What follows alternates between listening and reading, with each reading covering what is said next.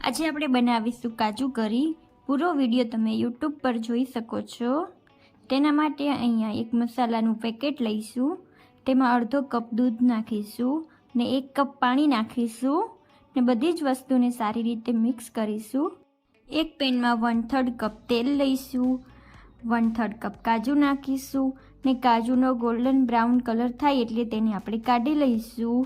તે જ પેનમાં 1/4 ટીસ્પૂન જીરું, 1 તમલપત્ર, 1 બાદિયાનું ફૂલ, 3 લવિંગ, સમારેલી ડુંગળી, લસણની પેસ્ટ નાખીશું ને મિક્સ કરીશું। અડધું સમારેલું મરચું, ટમેટાની ગ્રેવી નાખીને મિક્સ કરીશું। 1 ચમચી મરચું, 1/4 ટીસ્પૂન હળદર અને મીઠું, આ બધી જ વસ્તુ આપણે ગ્રેવી પૂરતું જ નાખીશું। હવે મસાલાની ગ્રેવી નાખીશું ને કાજુ નાખીશું, ઉપરથી થોડી કોથમીર નાખીશું।